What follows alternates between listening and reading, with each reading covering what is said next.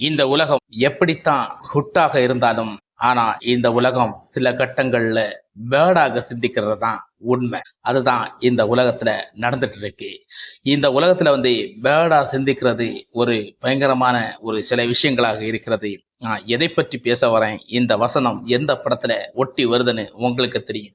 இது ஒரு கேங்ஸ்டர் படத்தில் உள்ள வசனமாக இருந்தாலும் நம்ம நாட்டுக்கும் உலகத்துக்கும் இதுதாங்க உண்மையாக பொருந்தும்.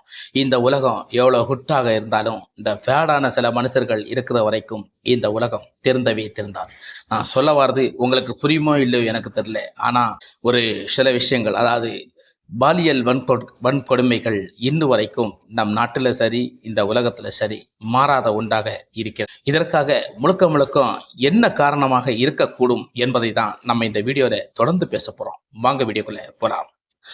சட்டம் ஒழுங்கு சரியில்லாமல் இந்தியனுக்கு சாவை கிடையாது. இந்த இந்தியாவின் வரலாறு. அனைவருக்கும் வணக்கம். இந்த உலகத்தை பொறுத்த வரைக்கும் பல விஷயங்கள் நடந்துட்டு இருக்கு. பல பாலியல் பலாத்காரங்களும் பல பாலியல் வன்கொடுமைகளும் நமக்கு தெரியாமலே, நம்மை அறியாமலே பல நாடுகளில், பல மாநிலங்களில், பல கிராமங்களிலும் இது நடந்து கொண்டுதான் இருக்கிறது.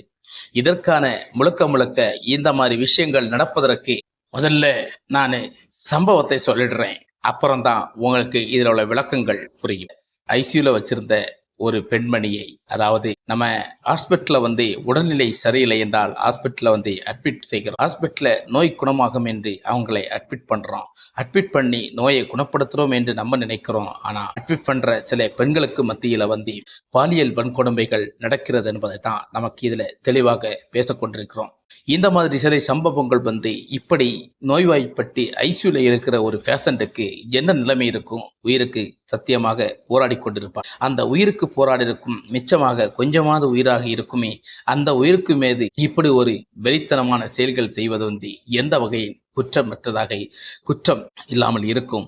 இதை பற்றி நமக்கு பேசுகையில் என்ன இருக்கிறது என்பது தான் தெரியல. ஆனா இந்த மாதிரி சம்பவங்கள் எல்லாம் நம்ம நாட்டுல, நம்ம ஊர்ல எல்லாம் தொடர்ந்து நடைபெற்று கொண்டிருக்கிறது. இதற்கான காரணம், விளக்கத்தை தான் நம்ம இந்த வீடியோல தொடர்ந்து பேச போறோம். ஆனா முக்கியமாக பாலியல் வன்கொடுமைக்காக எவ்வளவு விஷயங்கள்ல எவ்வளவு தண்டனைகள் நம்ம கொடுத்தாலும் இந்த பாலியல் கொடுமைகள் ஏன் மாறாம இருக்குன்னு தான் ஒண்ணுமே புரிய மாட்டேங்குது.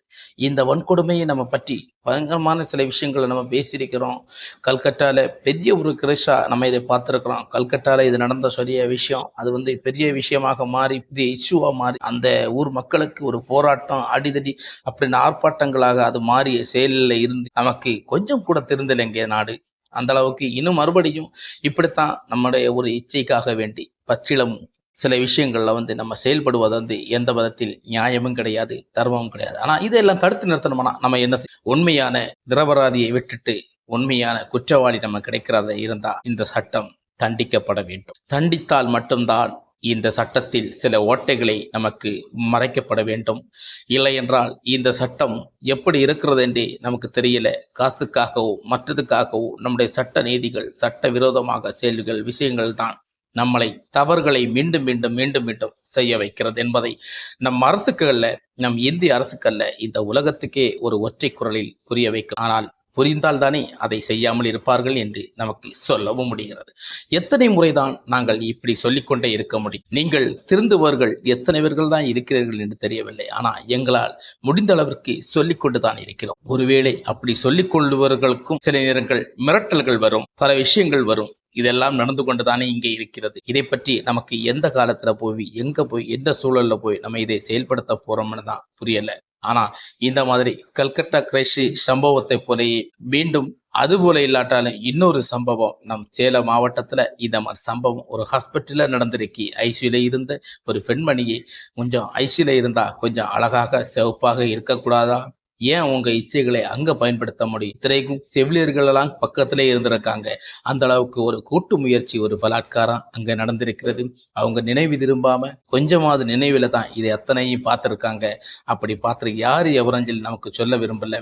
ஆனா பார்த்திருக்காங்க. அவங்க போய் கம்ப்ளைண்ட் பண்ணும்போது சேலம் காவல் நிலையத்துல போய் இதை பற்றி கம்ப்ளைண்ட் பண்ணிருக்காங்க.